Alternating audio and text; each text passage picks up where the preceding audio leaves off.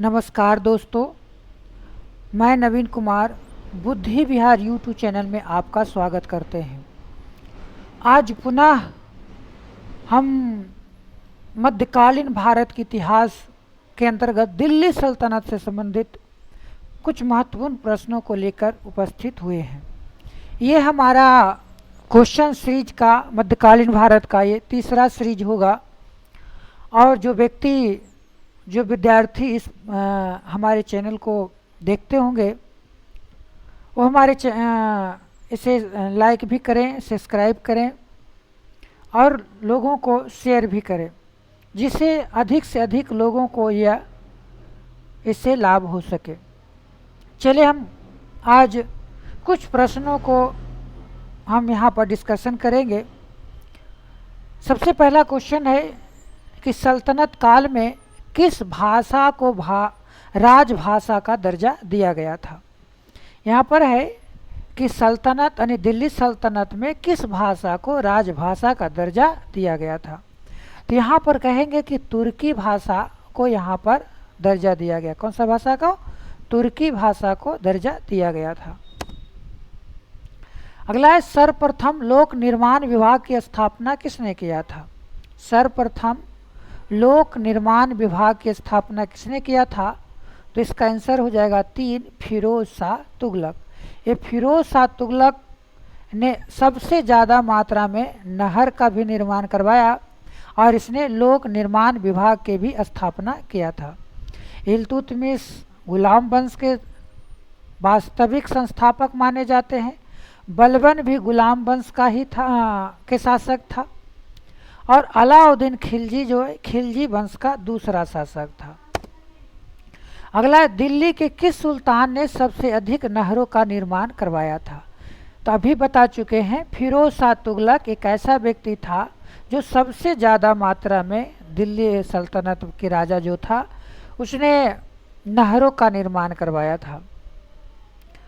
और हालांकि कहा जाता है गियासुद्दीन तुगलक जो तुगलक वंश के संस्थापक था उसने पहली बार नहरों का निर्माण करवाना शुरू किया था।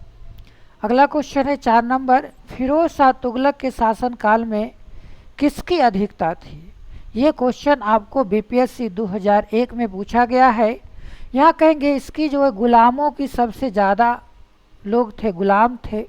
इसके शासनकाल में गुलामों की संख्या सबसे अधिक थी।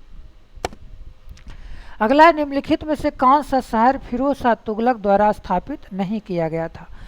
फिरोज शाह तुगलक को कहा जाता है इसने भारत में कई शहरों का निर्माण करवाया था। ये क्वेश्चन जो है यूपीएससी 2010 में पूछा गया है।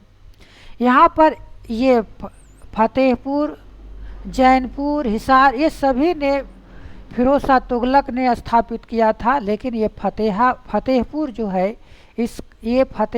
है फिरोज शाह तुगलक के द्वारा स्थापित नहीं किया गया था। अगला है, फिरोज शाह तुगलक द्वारा निम्नलिखित में से किसकी गुणवत्ता में सुधार हेतु उपाय किए गए थे। तो यहाँ पर कहेंगे कि फलों की गुणवत्ता की सुधार की गई थी।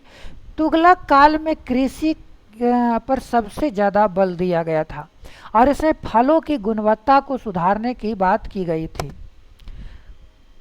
अगला क्वेश्चन है, फिरोज शाह तुगलक ने निम्नलिखित में से किस पर सर्वप्रथम जजिया कर लगाया था।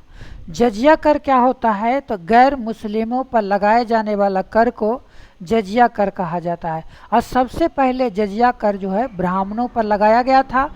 ये भी आपको यूपीपीएससी 2011 में पूछी गई क्वेश्चन है। अगला है, लोगों में आपसी सूझबूझ विकसित करने हेतु फिरोज शाह तुगलक ने किस विभाग की स्थापना किया था। यहाँ पर जितने भी क्वेश्चन आ रहा है वो तुगलक वंश से संबंधित आ रहा है। तो यहाँ पर कह रहा है कि लोगों में आपसी सूझबूझ विकसित करने के लिए हेतु फिरोज शाह तुगलक ने कौन से विभाग की स्थापना किया था। तो यहाँ कहेंगे अनुवाद विभाग। क्या है? अनुवाद विभाग। ये जो है यूपीपीएससी 2004 में पूछी गई क्वेश्चन है। अगला क्वेश्चन है, नसीर उद्दीन मोहम्मद तुगलक के शासन में निम्नलिखित में से किसका आक्रमण हुआ था। नसीर उद्दीन मोहम्मद तुगलक के शासनकाल में किसका आक्रमण हुआ था? तो कहेंगे तैमूर लंग का आक्रमण हुआ था। और आगे चल करके तैमूर लंग के जो सेनापति था खिज्र खां, कौन सा? खिज्र खां, जिसने सैयद वंश की स्थापना किया। खिज्र खां सैयद वंश की स्थापना किया था। अगला है तुगलक ने किस वर्ष भारत पर आक्रमण किया था? तैमूर लंग ने। तैमूर लंग जो है नसीर उद्दीन मोहम्मद के शासनकाल में भारत पर आक्रमण किया था। और ये भारत पर आक्रमण किया था 1398 ईस्वी में। कब किया था? 1398 ईस्वी में। अगला 11 नंबर क्वेश्चन है कि दिल्ली सल्तनत के तुगलक राजवंश का अंतिम शासक कौन था? कहेंगे तुगलक राजवंश की अंतिम शासक कौन था? तो तुगलक राजवंश की अंतिम शासक था नसीर उद्दीन मोहम्मद। इस नसीर उद्दीन मोहम्मद को खिज्र खां ने हराया, या कहेंगे तैमूर लंग ने हराया, और इसके स्थान पर सैयद वंश की स्थापना हुई। अगला है तैमूर के आक्रमण के बाद भारत में किस वंश राज स्थापित हुआ? तो जानिए सैयद वंश की स्थापना हुआ, और इसके संस्थापक था खिज्र खां। खिज्र खां कौन था? खिज्र खां। ये भी आपको बीपीएससी 2001 में पूछा गया क्वेश्चन है। अगला है बहलोल लोदी के महत्वपूर्ण उपलब्धियों यह थी कि उसने निम्नलिखित में से किस राज्य के विरुद्ध सफलतापूर्वक युद्ध किया? बहलोल लोदी लोदी वंश के संस्थापक माना जाता है। बहलोल लोदी लोदी वंश के संस्थापक माना जाता है। यहाँ पर कहेंगे इसका आंसर होगा जैनपुर। इसने जैनपुर को सफलतापूर्वक जीता था। अगला क्वेश्चन है निम्नलिखित सल्तनत शासकों में कौन अफगान मूल का था? कौन अफगान मूल का था? तो यहाँ पर कहेंगे लोदी वंश के जो शासक था वो अफगान का था। खुद बहलोल लोदी अफगानी था। अब आपको लोदी वंश में मुख्य रूप से 3 ही शासक हुए। पहला हुए बहलोल लोदी, दूसरा हुए सिकंदर लोदी, और चौथा हुआ इब्राहिम लोदी। इब्राहिम लोदी जो है 1526 ईस्वी में बाबर और इब्राहिम लोदी के बीच युद्ध होता है। इस युद्ध में इब्राहिम लोदी की हार हो जाती है और दिल्ली सल्तनत का समापन हो जाता है।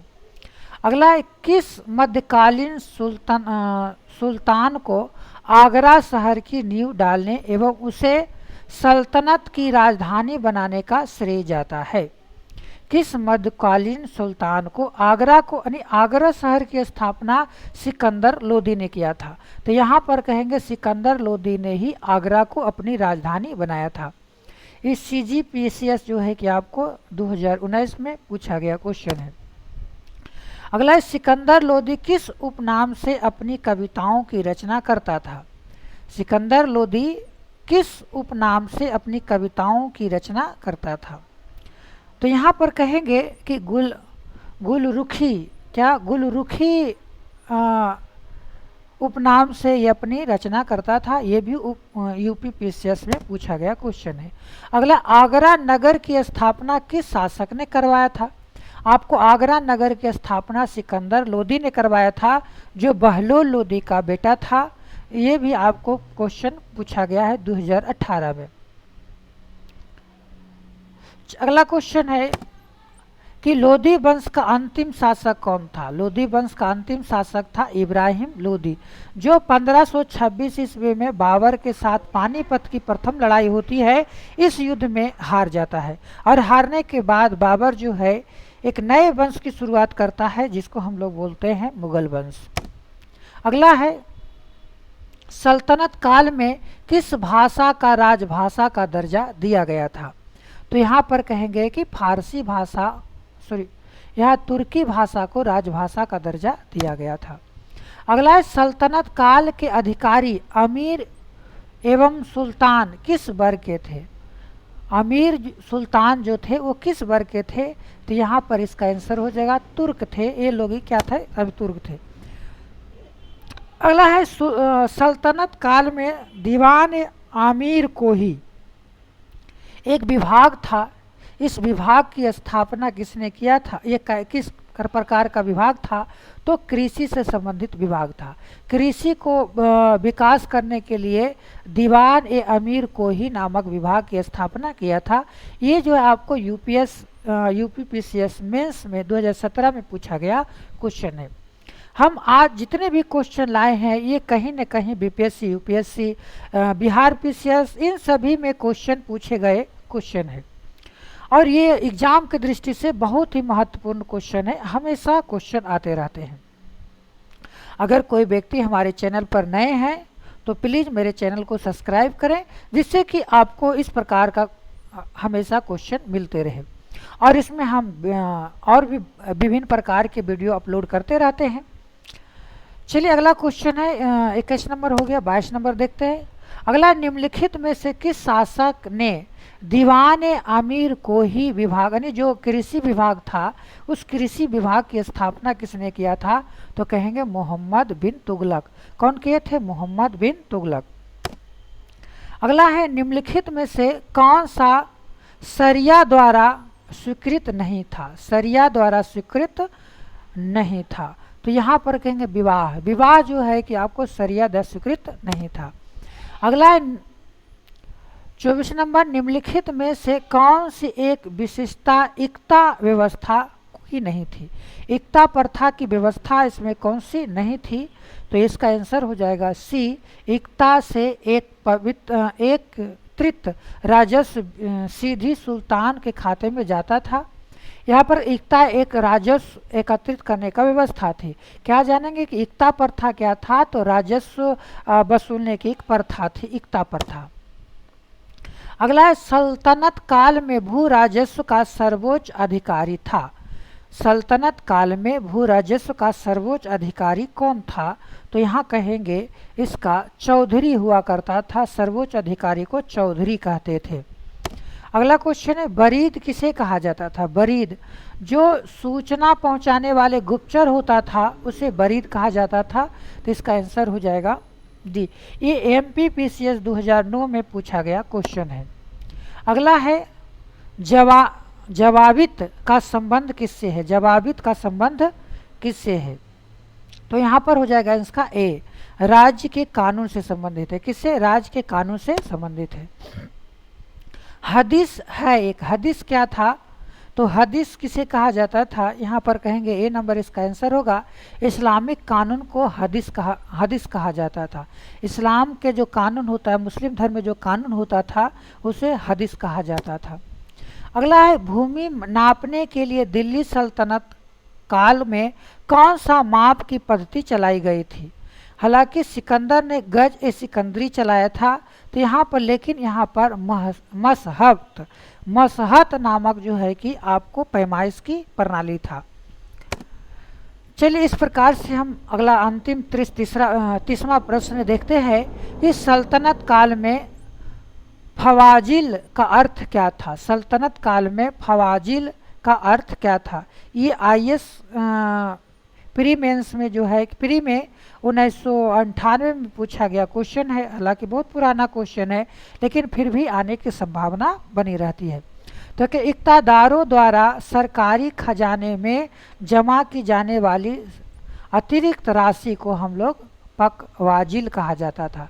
यानी इक्ता जो एक प्रकार का कर वसूलने की प्रथा थी, उसके द्वारा जो खजाने में अतिरिक्त जो खजाना में धन जमा किया जाता था उसे फवाजिला कहा जाता था। चलिए दोस्तों, इस प्रकार से हमने 30 प्रश्नों का हम वीडियो बना रहे हैं। फिर आगे अगर लोगों को अच्छा पसंद आया तो हम और भी लंबे वीडियो बनाने का प्रयास करेंगे। चलिए आज का वीडियो यहीं समाप्त करते हैं। यहाँ तक हमारे वीडियो को देखने के लिए आप सभी लोगों को धन्यवाद और हम अपना वीडियो समाप्त करते हैं। नमस्कार।